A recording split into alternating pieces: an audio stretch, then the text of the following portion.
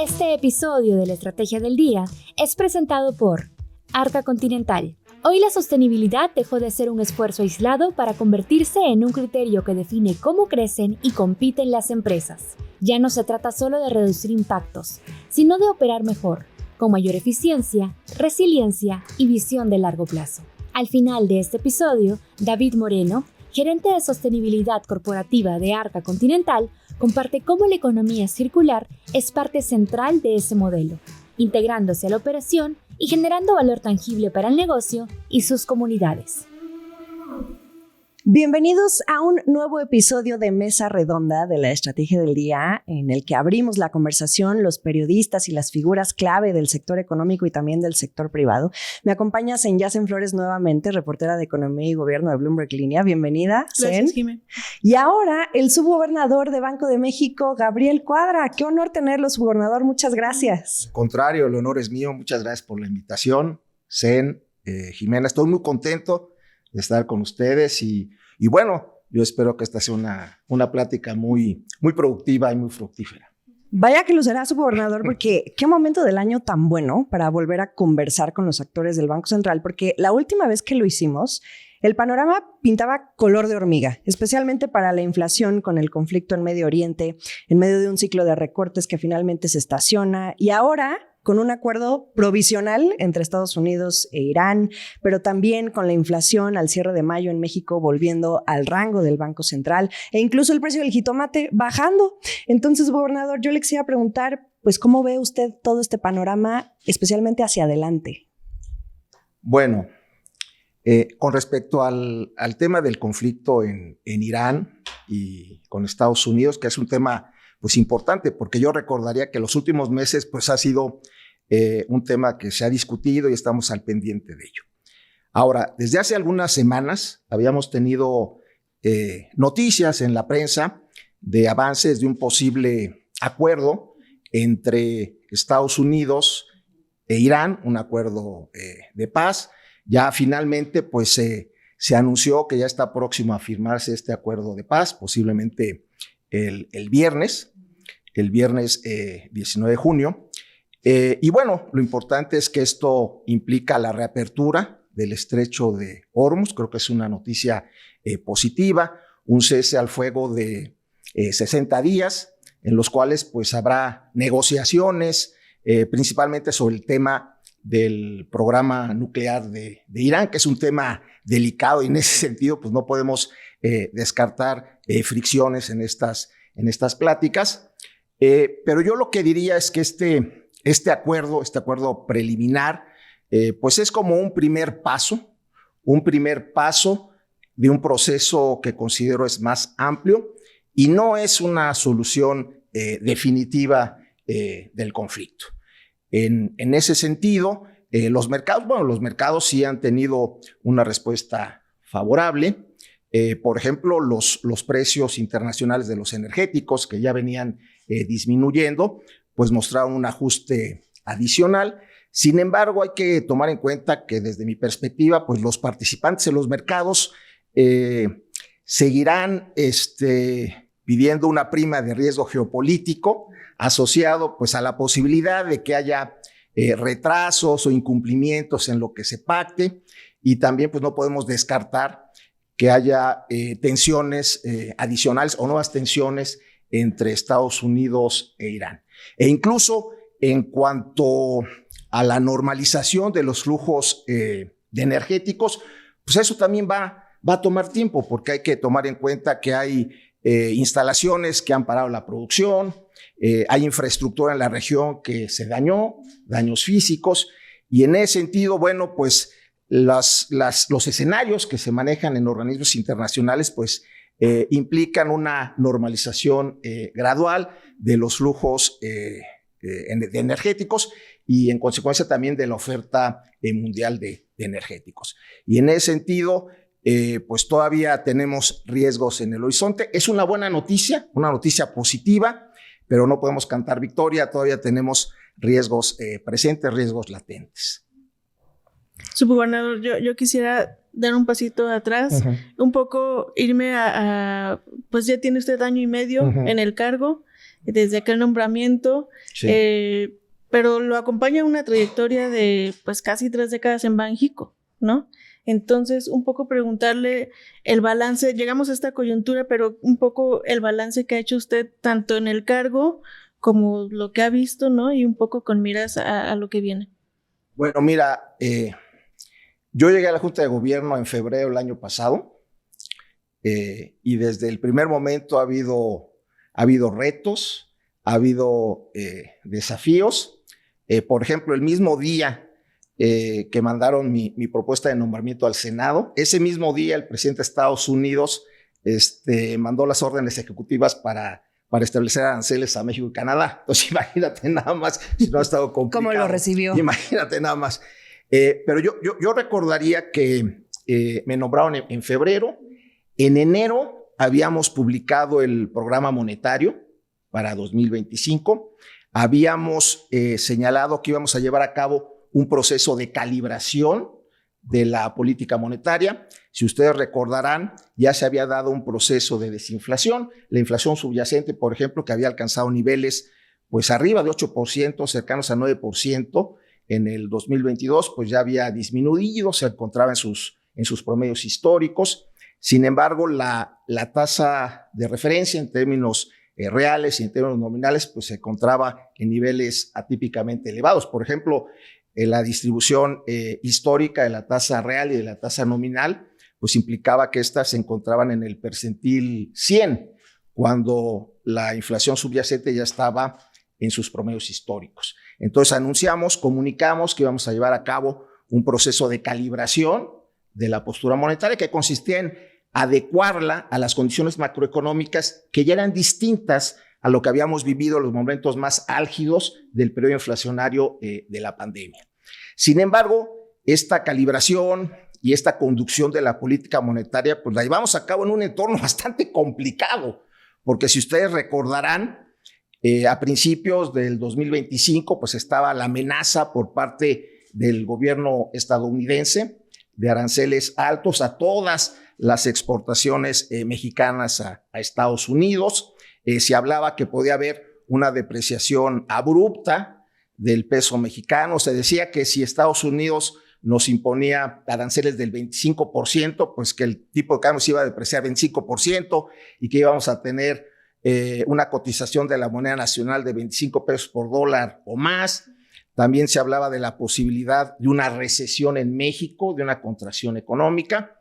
Y en última instancia, estos escenarios tan adversos no se materializaron. México mantuvo el acceso preferencial al mercado estadounidense. Se establecieron algunos aranceles que siguen siendo un tema hasta la fecha, pero enfrentamos un menor proteccionismo que otras economías. El tipo de cambio no se depreció como se temía, incluso tuvo una apreciación importante, alrededor de 13% el año pasado.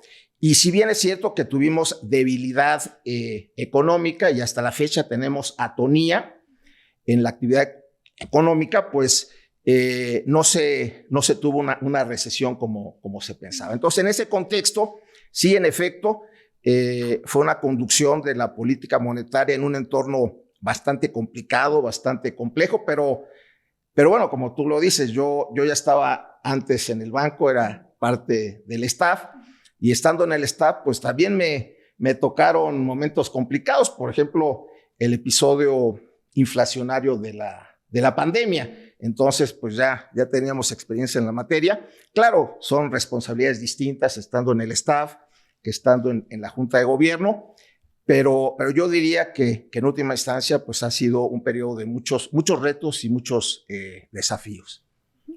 En ese sentido, pues la meta del banco es que la inflación llegue al 3%, que converja a ese porcentaje. Y aquí lo quiero ligar un poco con el mundial, ¿no? Estamos en tiempos mundialistas. ¿Banxico va a lograr sacar la tarjeta roja a la inflación para que baje al 3% cuando lo está previendo? Ya estamos sacando la amarilla, ¿no? Después viene la roja. Pero logrará converger a 3% a mediados de 2027. El mercado no está viendo que baje la inflación a ese nivel. Entonces, bueno, mira, yo creo que debemos de tomar en consideración todo el panorama macroeconómico en su conjunto.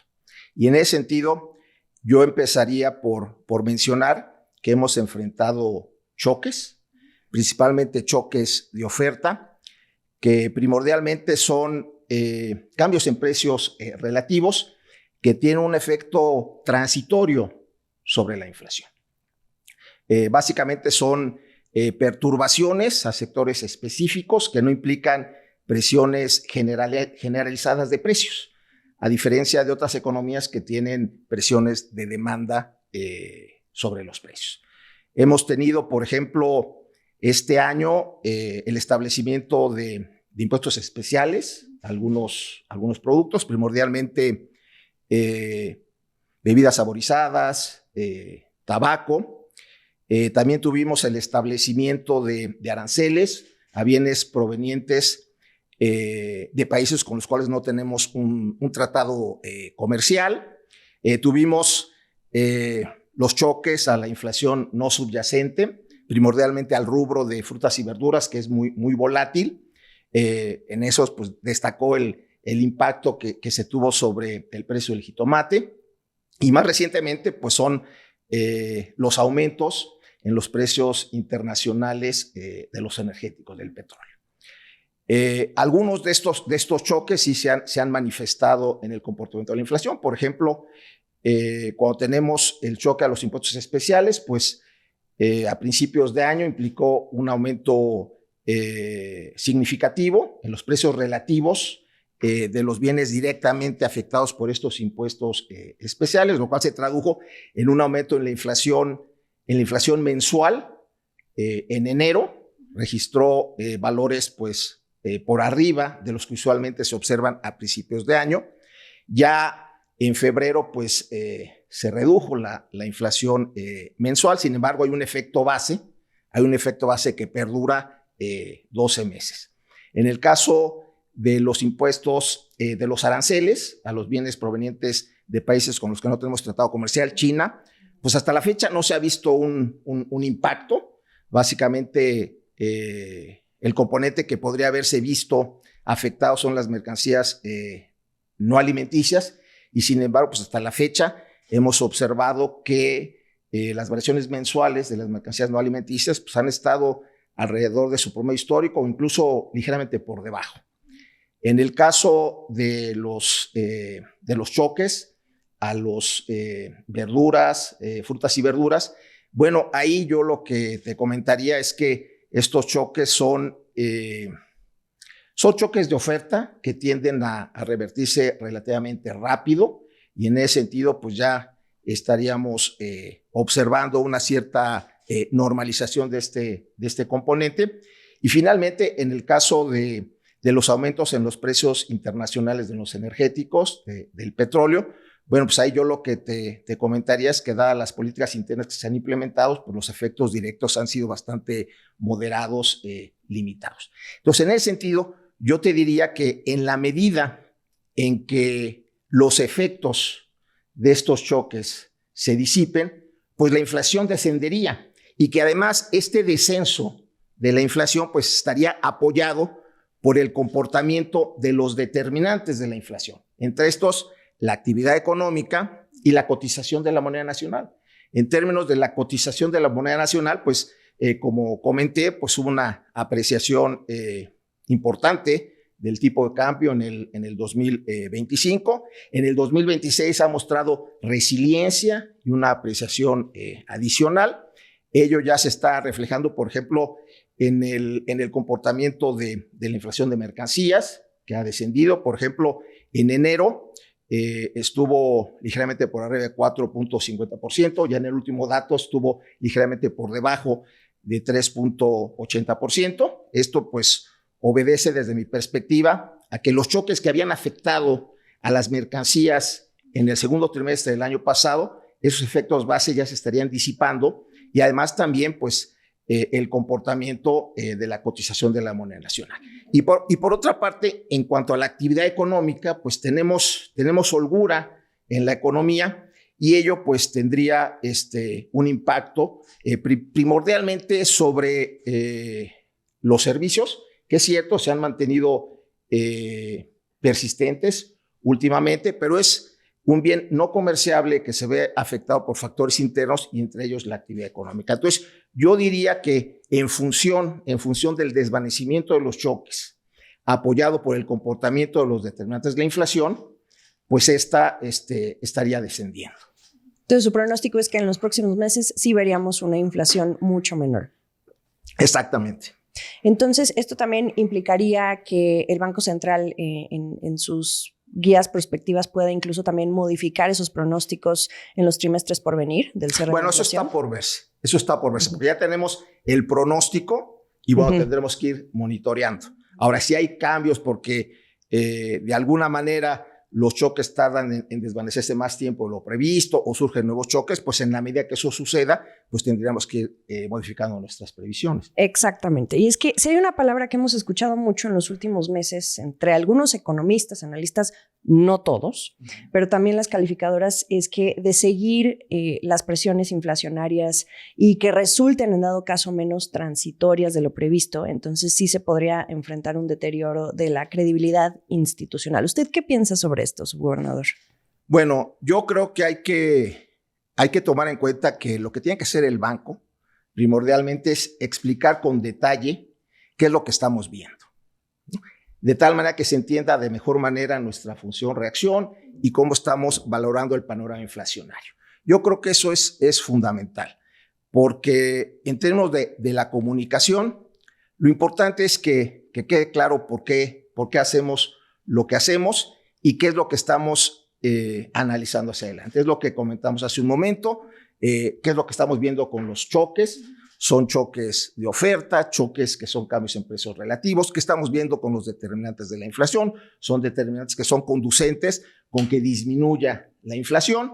Y en ese sentido, yo diría que incluso durante todo el episodio de la pandemia, quedó de manifiesto la credibilidad del Banco Central, porque básicamente fue un choque muy fuerte en donde la inflación alcanzó niveles que no se habían visto en mucho tiempo, y las expectativas de inflación se mantuvieron relativamente estables. Entonces, ¿qué mejor prueba de la credibilidad de la institución que ante un choque importante de una magnitud que no se había visto en mucho tiempo, pues se mantuvieron estables las expectativas de inflación? Y lo que tenemos que hacer también en esta coyuntura de choques de oferta, pues es estar monitoreando que no se presenten efectos de segundo orden.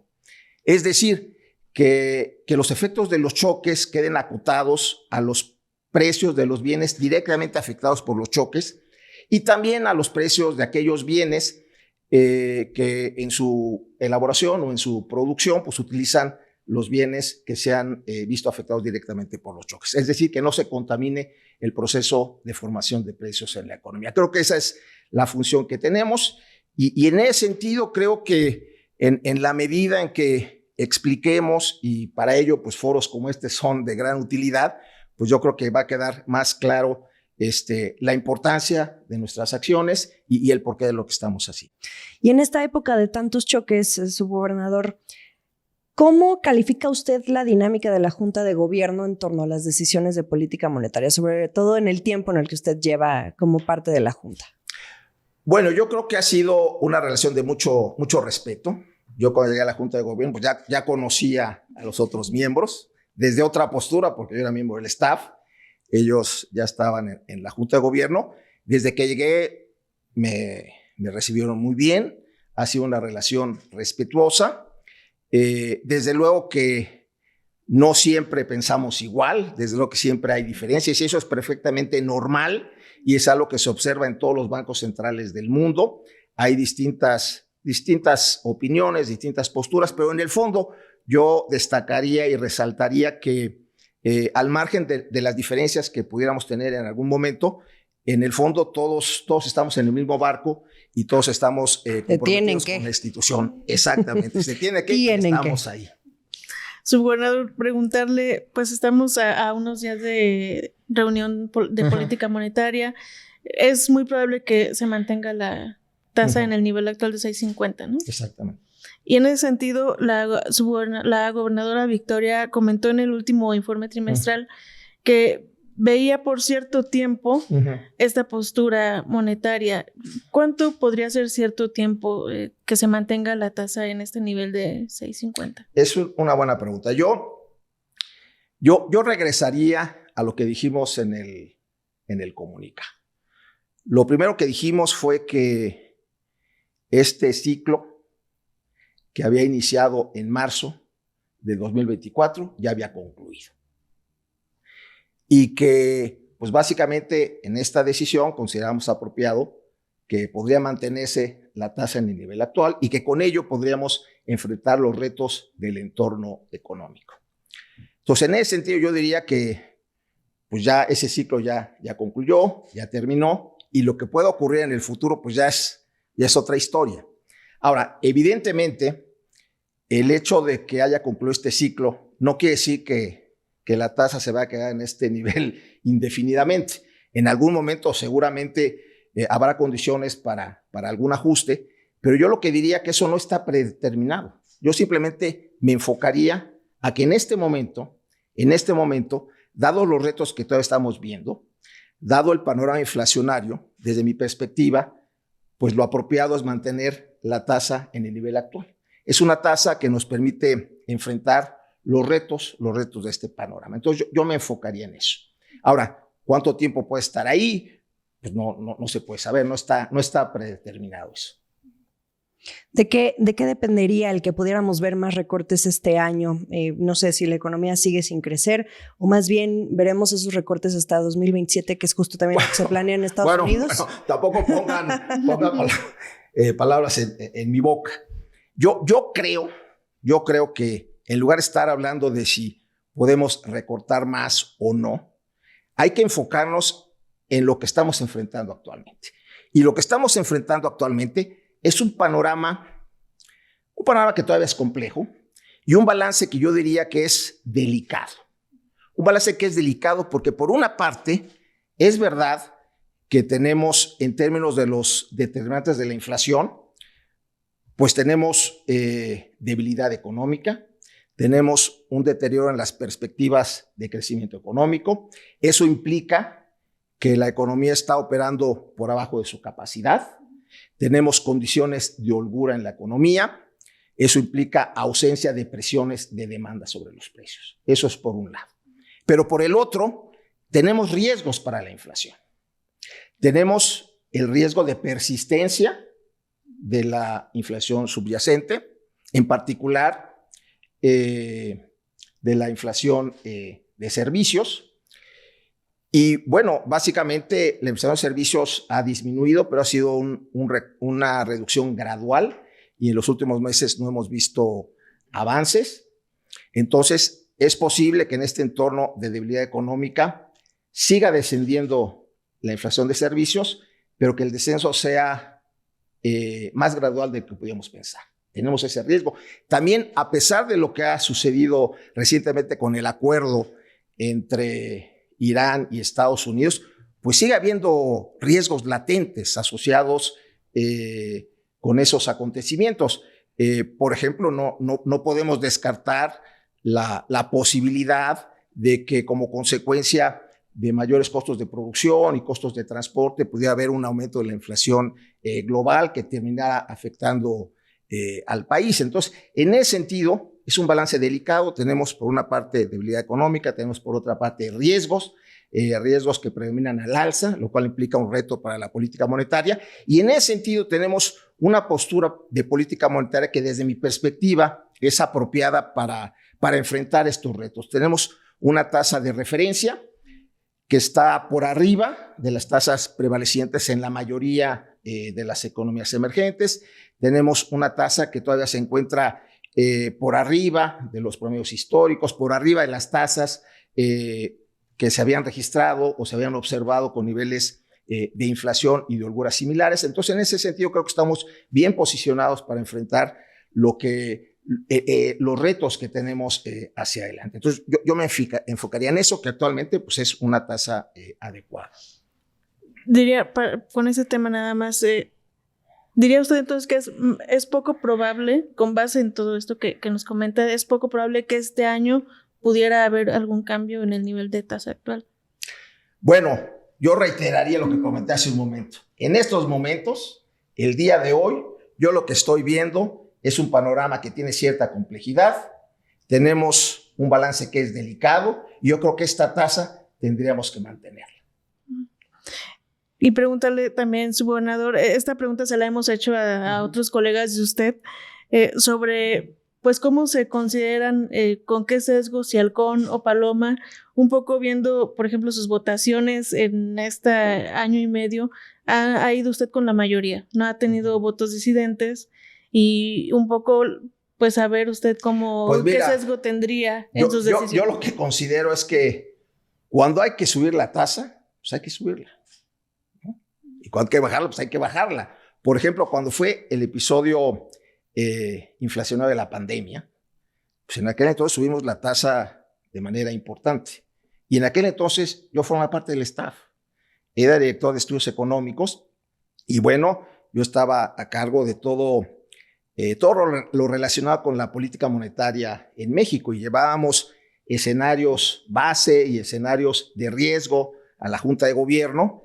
Y pues básicamente cuando aumentamos 75 puntos base, 4 reuniones consecutivas, pues nosotros íbamos y pues mostrábamos nuestro análisis y lo que pensábamos que se tenía que hacer. Y yo estaba ahí. Ahora, ya cuando se da un proceso de desinflación y cuando ya no estamos viviendo con esos niveles de inflación que teníamos en aquel entonces, bueno, pues ya es una situación distinta. Entonces yo diría que soy neutral y que la política monetaria se conduce en base al panorama inflacionario y en base a las condiciones macroeconómicas prevalecientes. Y sobre crecimiento económico, subgobernador, quisiera yo también preguntarle, usted dijo que la economía en este 2026 no crecería más allá del 1%. Creo que es el debate más importante y que siempre está sobre la mesa entre todos los analistas, críticos, etcétera. Banco de México ya justo a la baja, a 1.1%, y el mercado pues ya prácticamente anda igual, alineado, ¿no? 1.2%. Desde su perspectiva, a mí sí me gustaría saber, subgobernador, ¿qué piensa de por qué México no está creciendo? Bueno, es una muy buena pregunta. Mira, yo creo que al margen de cuál sea el resultado en el 2026, si crecemos 1%, 1.1, poco más, poco menos, lo verdaderamente relevante es lo que has mencionado, ¿no? ¿Por qué tenemos estas tasas de crecimiento? Por ejemplo, si nosotros tomamos en cuenta el periodo del año 2000 a 2019, pues la tasa de crecimiento promedio está alrededor de 2%, una tasa baja, pero ese es el promedio histórico. Ahora, yo creo que para ver qué es lo que se puede hacer para que crezcamos más, primero hay que detectar, bueno, pues por qué estamos creciendo tan poco. Y en ese sentido creo que es importante hacer, por ejemplo, un ejercicio de contabilidad de crecimiento que nos permite ver cuáles son los factores que han contribuido a la expansión moderada de la actividad económica en México en las últimas décadas. Y lo que se encuentra es que el factor que ha explicado o que ha contribuido en mayor medida a la expansión que hemos observado de la actividad económica en las últimas décadas es la acumulación de factor trabajo. Pero ahí hay que tomar en cuenta que es cierto, hemos tenido una población joven, pero se va a ir envejeciendo, ¿no? El bono demográfico se irá agotando, entonces uno diría que pues hay que buscar otras fuentes alternativas de crecimiento. En ese sentido, hay cosas que se pueden hacer, por ejemplo, la participación laboral femenina, si bien ha aumentado en las últimas décadas, sigue estando muy por debajo de la participación laboral de los hombres, y ahí tenemos una ventana de oportunidad, algo que se podría hacer.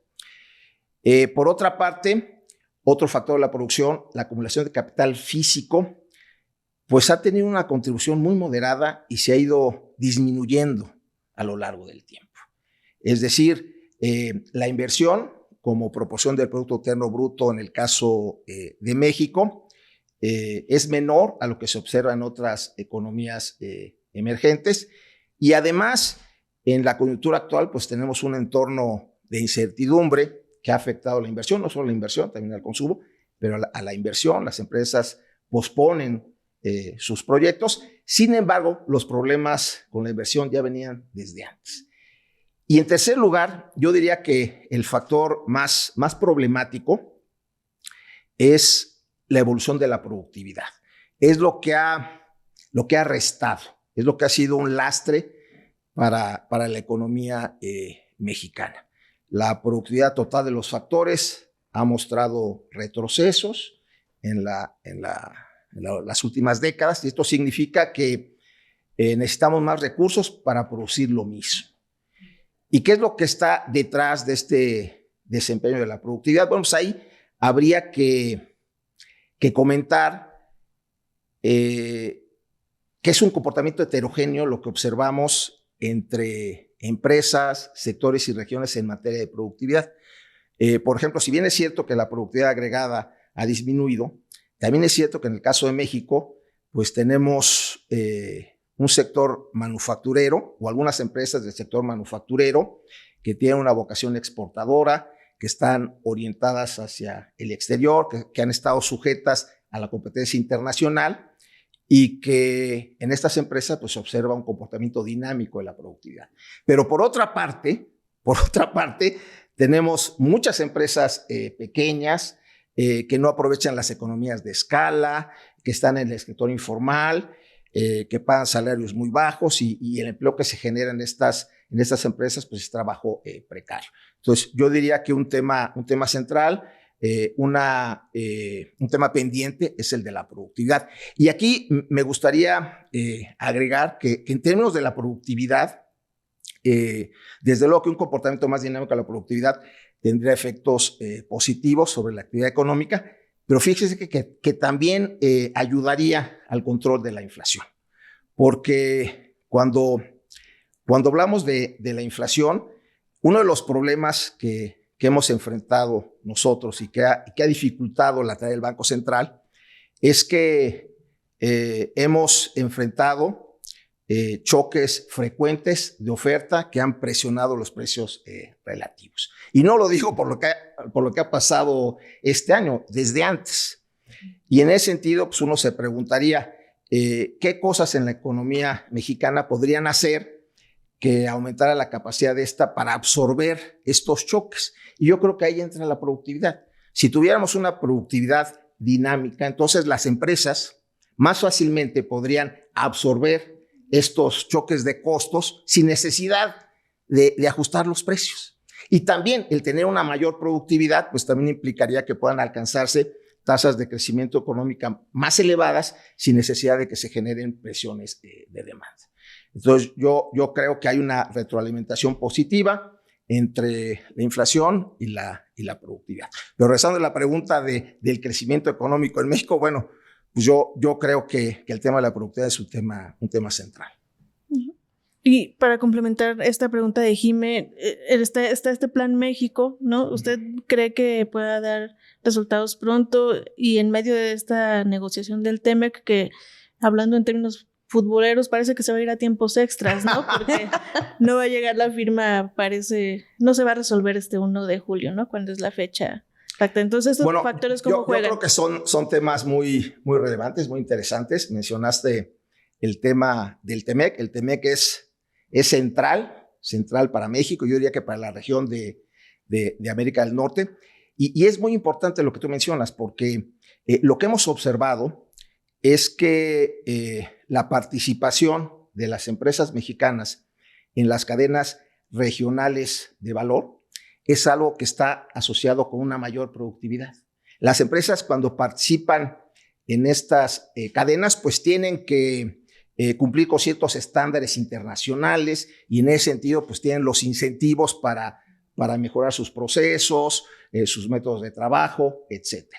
Sin embargo, también tenemos que reconocer que los beneficios de la integración comercial y la participación en las cadenas de suministro, en las cadenas de valor, pues se ha concentrado en algunas empresas, en algunos sectores, en algunas regiones. Entonces, en ese sentido, al margen del resultado de las negociaciones, incluso aunque estas fueran positivas, pues eso no bastaría para que nosotros tuviéramos tasas de crecimiento significativamente mayores a las que hemos observado. Desde luego que habría un impulso adicional para el tema de la relocalización, pero aquí de lo que se trata es que tenemos que tomar medidas adicionales precisamente para aprovechar plenamente esas oportunidades que pudieran presentarse. Y en ese sentido yo creo que la inversión en infraestructura es fundamental. Yo creo que tenemos cuellos de botella en la infraestructura, en materia de generación de energía, electricidad, abastecimiento de agua, conectividad, caminos, no, etcétera. Pues todo. Y en ese sentido, yo creo que para aprovechar plenamente el comercio, pues la inversión en infraestructura es fundamental. Por ejemplo, en el caso del norte, que es una región que pues se ha beneficiado del comercio con Estados Unidos, pues ahí han tenido problemas con el abastecimiento de agua, ¿no? Hay unos estados que han tenido que traer agua de otras entidades, ¿no? Y si bien es cierto que es una región que es más desértica que otras del país, pues también ahí hay un tema de infraestructura que se tiene que atender. Y por otra parte, fíjate que, por ejemplo, en el sur del país, ¿no? Por ejemplo, en la península de Yucatán, ahí sí tienen más agua. Ahí sí tienen agua, pero ahí lo que falla es la conectividad. Por ejemplo, en la península de Yucatán tienen, de acuerdo, un puerto muy moderno, que es el Puerto Progreso, pero requieren más inversión en conectividad, en caminos. Entonces, en ese sentido, es importante la inversión en infraestructura enfocada a las necesidades específicas de cada región. Ahora, con respecto al TEMEC, evidentemente dices que si nos vamos a tiempo extra o no. Se ha hablado de muchos escenarios. Básicamente, uno es que pues básicamente se extienda la vigencia del TEMEC, 16 años hasta el 2042. México y Canadá ya manifestaron que esa es su intención. Ahora, que se logre o no, bueno, pues dependerá también de lo que diga Estados Unidos. Pero yo comentaría que los incentivos, no solo económicos, sino estratégicos, apuntan a un escenario de cooperación y no de fragmentación en la región de América del Norte. Porque un tema que preocupa a Estados Unidos es el de la seguridad económica, ¿no? Sobre todo después del episodio de la pandemia, quedó claro que pues básicamente hay una dependencia con respecto a países asiáticos de Estados Unidos y yo diría también de la región de América del Norte, en algunos rubros, como por ejemplo los semiconductores. Y esto lo está viendo Estados Unidos como una fuente de vulnerabilidad. Entonces, en ese sentido, ellos hablan de fortalecer las cadenas regionales de valor y en ese proceso México juega un papel fundamental. Entonces, yo diría que los incentivos económicos y estratégicos están a favor de una extensión de la vigencia del tratado. Si no es este año, puede ser el siguiente. Este año se ve complicado porque también tenemos consideraciones políticas. No podemos ignorar que en noviembre habrá elecciones intermedias en Estados Unidos y eso le agrega cierta dosis de complejidad a las negociaciones. Pero eso también suma incertidumbre. Exactamente. Lo prolonga todo y también frena esas inversiones que están paradas. Desde mi punto de vista, lo mejor es que se extienda. Pero bueno, yo creo que pues está todavía la moneda en el aire, pero lo que es también importante tomar en cuenta es que también hay un paradigma nuevo de Estados Unidos con respecto al comercio internacional. Ellos han mencionado que habrá aranceles de Estados Unidos a otros países y yo creo que en esa coyuntura, en ese contexto, pues la prioridad de México pues es ver que nuestro país mantenga una posición competitiva dentro de las economías emergentes.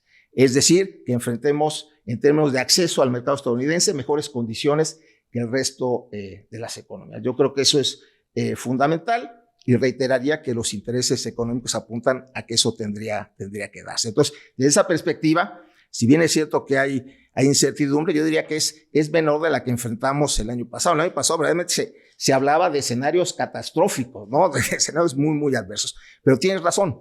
En ese sentido, es una negociación complicada, difícil, Y bueno, estaremos al pendiente de qué es lo que sucede al respecto. Subgobernador, muy rápido nada más conocer su opinión, ahora ya que está en el asiento de subgobernador, ¿cómo ve la comunicación? Ese asiento, ¿cómo ve la comunicación de Banco de México? Siempre el banco está mejorando este rubro, ¿no? Que es muy importante. Esta es una encuesta, ¿no?, que estamos haciendo casi que a todos los gobernadores. No. No, Pero, para nada. Bueno, es un decir. Mira, yo creo que en todos los ámbitos, y la comunicación del Banco Central no es la excepción, en todos los ámbitos hay oportunidades de mejora, ventanas para poder mejorar algunas cosas. Ahora, con respecto a las medidas concretas que se pudieran implementar, bueno, yo creo que antes de comentarlas aquí con ustedes, primero habría que comentarlas con los miembros de la Junta de Gobierno, pero yo creo que tendrían que estar enfocadas a explicar mejor nuestras decisiones. Yo creo que cualquier mejora en la comunicación en este momento tendría que estar enfocada en esa dirección. No quiere decir que no vayamos a hacer cosas. Incluso hace un momento yo lo que dije es que evidentemente tenemos que pensar en algunas acciones que pudiéramos implementar, que pudiéramos analizar en la dirección de explicar mejor nuestras decisiones. Como en Estados Unidos, ¿no? Que ocurre la conferencia de prensa luego. Esa es una posibilidad, pero primero tendremos que comentarla internamente. Y hablando justamente de Estados Unidos, subgobernador, y ya para ir cerrando esta muy enriquecedora conversación, sin duda, su pronóstico para la Reserva Federal de Estados Unidos en la era de Kevin Warsh, y que se estrena con decisión de tasas precisamente este miércoles 17 de junio, a sabiendas que existe allá la preocupación de una inclinación por la visión presidencial, aunque él esté prometiendo que será leal a los datos y a la defensa del mercado laboral y pues también de la parte de la inflación. Bueno, yo creo que es una institución sólida que pues tendrá que conducirse y se conducirá seguramente en la dirección que ha mencionado el nuevo presidente de ese instituto central. Y de nuestra parte, pues nosotros estaremos al pendiente de las decisiones que toma la Reserva Federal, porque pues dado el nivel de integración comercial y financiero que tenemos con Estados Unidos, pues lo que ocurre en aquel país, los acontecimientos en Estados Unidos, incluidas las acciones de la Reserva Federal, pues tienen repercusiones sobre la economía en México y también sobre el panorama para la inflación. Entonces, estaremos muy al pendiente de eso. Y bueno, su pronóstico ya ni de tasas ni de inflación del Mundial, ¿quién lo va a ganar? Mira, si yo respondo con el corazón, o sea, me dejo llevar por la pasión, por la emoción, pues yo diría que México, ¿no? Sin lugar a dudas. Ojalá. Ahora, si ya hacemos un análisis más frío, ya ahora sí que un enfoque más racional como el Homo economicus, pues yo diría que podría ser España. Y no sé ustedes, ¿qué piensan? No sé, yo también tengo ahí España, Francia, ¿no? Pues mire, yo iba a Brasil, pero después del partido que vi este fin de semana, no lo sé. Mejor Marruecos. Sí. El caballo negro. Sí. En una de esas es el caballo negro.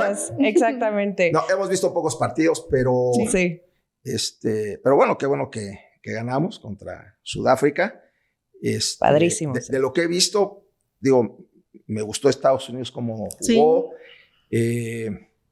Creo que Marruecos también tuvo un desempeño muy, muy interesante, ¿no? Entonces yo creo que todavía faltan muchos partidos por ver, pero estaremos al pendiente de lo que pasa con el Mundial. Genial, subgobernador. Muchísimas gracias. El subgobernador Gabriel Cuadra, de Banco de México, Senyacen Flores, reportera de Economía y Gobierno para Bloomberg Línea. Esto fue un nuevo episodio de Mesa Redonda de la Estrategia del Día y nos vemos y escuchamos a la próxima. Esta fue la Estrategia del Día, escrito y narrado por Jimena Tolama, producido por Arturo Luna y Daniel Hernández. Que tengas un día muy productivo. Este segmento de la Estrategia de las Marcas es generado en colaboración con Arca Continental. La sostenibilidad corporativa está evolucionando. Para algunas empresas ya no se trata solo de reducir impactos, sino de transformar la forma de hacer negocios y construir ventajas competitivas de largo plazo.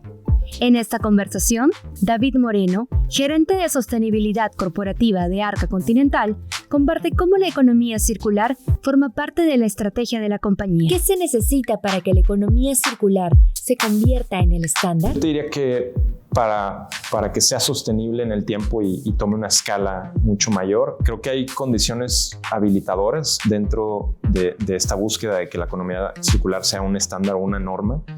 Y la primera tiene que ver con ser responsables las empresas, ser responsables o corresponsables las autoridades, ser corresponsables los consumidores. Podemos pensar que como consumidores nuestras acciones tienen un efecto a lo mejor que puede ser pequeño en una escala tan grande o en un proyecto tan grande como lo es el transformar nuestra economía hacia una economía circular. Pero una decisión de un consumidor de hacer una correcta disposición de un empaque puede hacer que la economía circular se vuelva viable.